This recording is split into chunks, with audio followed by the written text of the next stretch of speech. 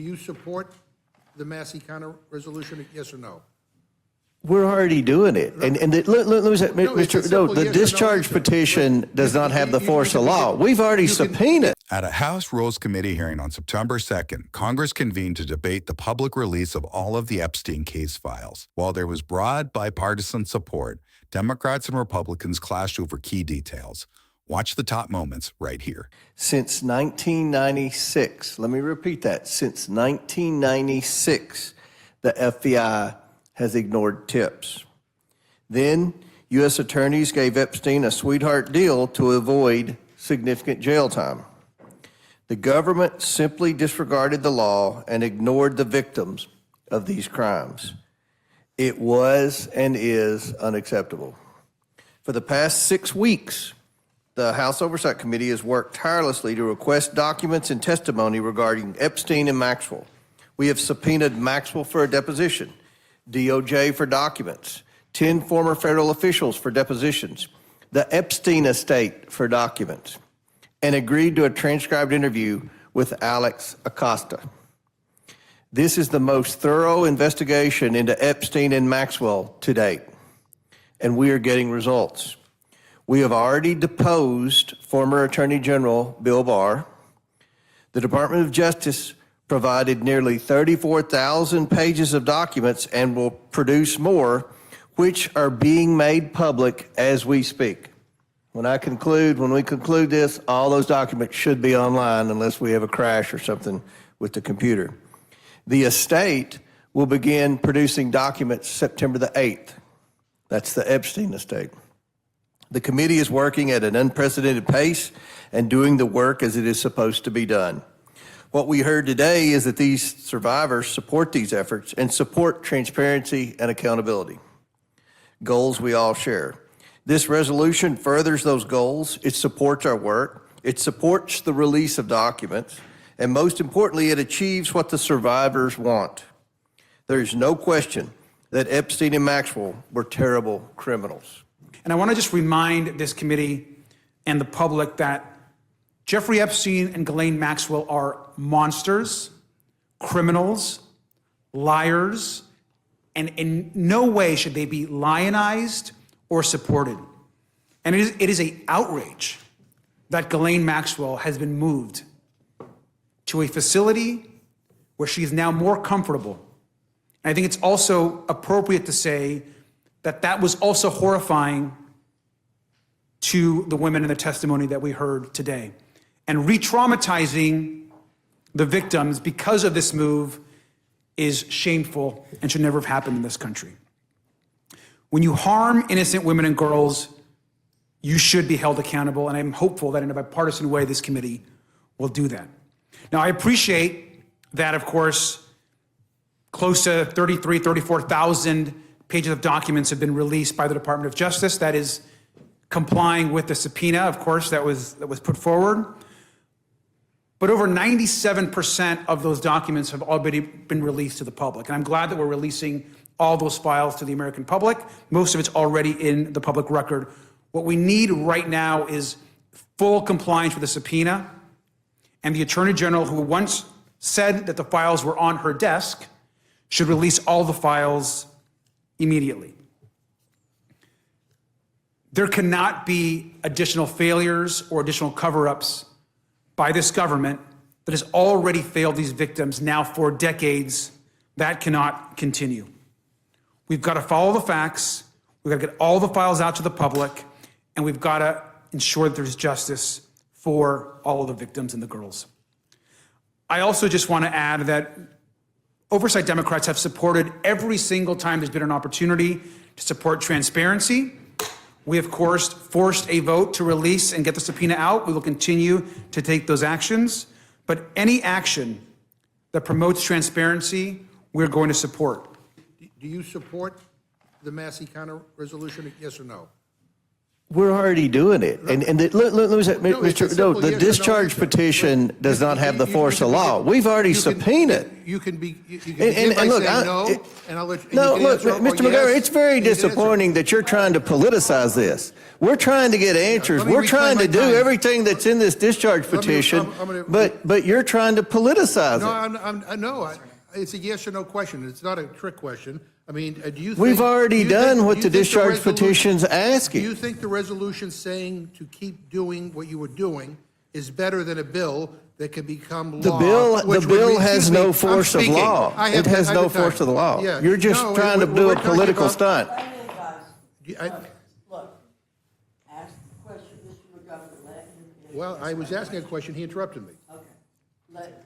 It's a simple yes or no question. Simple yes or no question. Do you We're support- already doing it. All right, well, that's not a yes or no, but do you think the resolution saying to keep doing what you were doing is better than a bill that can become law, which would require the release of all the files? It doesn't have the force of the law. It's just a political stunt. It's just a political stunt, and you This is a know, resolution. The kind of, Massie kind of bill would become law. If all you Republicans want everything released, then, you know, you could vote for it, and then if he decides to veto it, you could override the veto. the subpoena goes further than the discharge petition. Discharge petition is just a political stunt. Just a political stunt. All right, so you're, And look, we have done everything bipartisan in this investigation. This is an opportunity. And I think most of the Democrats on the Oversight Committee want to be bipartisan in this, Mr. McGovern. so you're not going to answer my question, but look, we're meeting here under an emergency procedure to consider this resolution, which, if I'm reading it right, simply tells your committee to continue doing what you're doing. Do you need this resolution to continue doing what you're doing, Mr. Garcia? I mean, We don't, the resolution as presented is not necessary. Again, we want disclosure, we want the files released, but what should have happened is we should vote on the discharge petition and move it forward and then continue our work. Can I say one more thing, sure. Mr. Ranking Member? I also want to be clear that the DOJ has not been forthcoming or presented everything that we've asked for in the subpoena. And I think it's important that even in our recent interactions with the DOJ, they're essentially now not giving us any new additional information as to when we're receiving the rest of the files. And so having Congress act and taking a vote on the full release of the files is an important additional step, which is why the discharge petition is important. You know, I think what's interesting about this hearing, Mr. McGovern, you've been kind of very critical of everything that's been going on here and about you need answers, and some of it we do need answers on. But the biggest, and you said things were outrageous and whatnot, you're, you know, confused. What I'm confused about, you were elected to Congress in 1997, 28 years. You were chairman of this committee, the Rules Committee, from 2019 to 23. Now, if this is all of a sudden so important, when you as chairman, you had every right to bring up everything we're talking about now. What did we hear from you? Crickets. So that's the big confusion I have. And Representative Comer, the thing about political grandstanding, that's all this is. well, I didn't And run my presidential campaign hold on, saying it was a I'm not release to talking. Epstein files. If I've got the floor, I recognize you, but we're not going to talk over each other. Have some decency. This is an anti-Trump. You're asking all these questions, you know, who released Ghislaine Maxwell? When you had the opportunity, you didn't say one word. You want to answer why, when you were chairman of this committee, you didn't bring up anything about Jeffrey Epstein? Yeah, I mean, one is I didn't campaign that I was going to release the Epstein files. No. Donald Trump made it into a big issue, and then we all expected it was going to be released, and then he decided at the last minute to change his mind, called people, said it was a big hoax, said Republicans were stupid for going along with it, and so those are his words. And by the way, Ghislaine Maxwell just got transferred like a month ago, so I wasn't chairman then. Of the committee. No. Of 2019 to 2023, you were chairman. I would have. Yeah, I mean, if people had brought to my attention that there was something there, I would have demanded that they be released. The victims, no. That doesn't Well, I hold mean, water. if the victims came to us, That didn't we hold would've- water. Yeah, but the victims want the files released, and Republicans have been frustrating that effort for months and months and months. And you even adjourned early to avoid having to vote on it. That is not So we true. I want the truth out there. I want the files out there. Taking my time back. I'm reclaiming my time. The fact is, if you had all the interest that you do now, it's just because of Donald Trump. You had 4 years to do it as chairman of this committee. You've been in Congress 28 years. You and I both know the victims.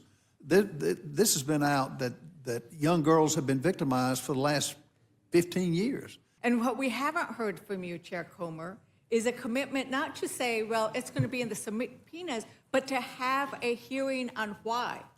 Will you commit to having a hearing to determine why she was moved to a more favorable conditions after that interview? We'll have a hearing to determine the crimes that were committed. The hearing's going to be geared towards seeking justice for the victims, not scoring political points This is like not you a all political want. point. We're The concerned victims. about the victims and their request that someone finally be held accountable, because they weren't during the Biden administration, they weren't during the Obama administration. I'm going to take. They weren't during the Clinton Chair Comer, administration. The question was whether you would hold a hearing as We'll to have why a she hearing. was transferred. You- Why she was transferred after that. We'll have a interview. hearing, and if so someone the wants to answer is ask no. that So question, the they can answer is ask no. it. You can So the ask any answer is no. question. We'll have a hearing. But it wasn't a hearing on what the question was. And You want to have a whole hearing, a whole entire hearing, not about the victims, not about a government cover-up, not about human trafficking, but about Maxwell, who you all were like begging to be deposed, and I did the subpoena. Now you want to, now you're mad because she exonerated Trump.